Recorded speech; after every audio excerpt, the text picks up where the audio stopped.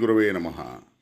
శంకరుల వారిని శిష్యులు అడిగిన ఒక ప్రశ్న, కిం కర్మ కృత్వా నహి శోచనీయం అని. ఏ పనిని చేస్తే ఇంకా శాశ్వతంగా దుఃఖించవలసినటువంటి అవసరం లేదు అని. దానికి శంకర భగవత్పాదులు చెప్పినటువంటి సమాధానం కామారి కంసారి సమర్చనాఖ్యం అని.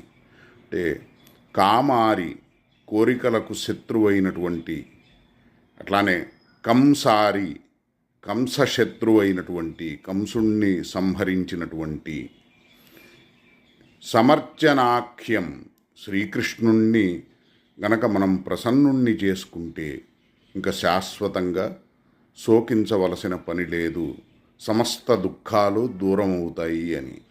అందుకనే సత్సంగతి నిర్మమత ఈశభక్తి అని వారు చెప్పినదే సత్సాంగత్యం చేయమని చెప్పారు. అంటే ఒకవేళ మహానందాన్ని పొందాలనుకుంటే, దుఃఖాన్ని దూరం చేసుకోవాలనుకుంటే దానికి ఉపాయం సత్సంగం చేయడం.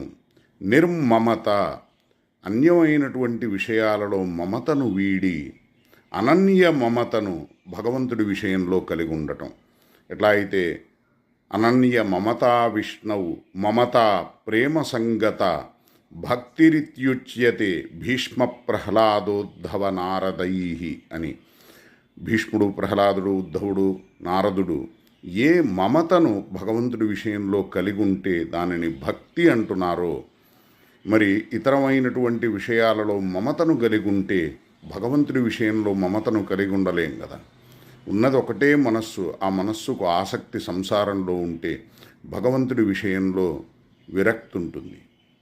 కాబట్టి వైరాగ్యం సంసారం విషయంలో ఉండాలి, భక్తి భగవంతుడి విషయంలో ఉండాలి.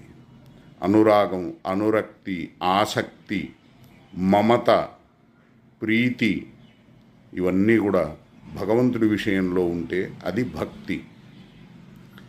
అదేవిధంగా ఈశభక్తి, అప్పుడు భగవద్భక్తిని చేయగలుగుతాం.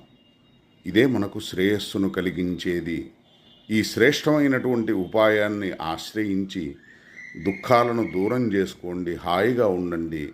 అపరిమితమైనటువంటి అనంత మాత్రలో ఉన్నటువంటి ప్రతిక్షణం వృద్ధిని పొందేటువంటి పరమానందాన్ని పొందండి అని ఆ మహానుభావుడు లోకానికి మహోపదేశం చేశాడు. హరయే నమః, గురవే నమః.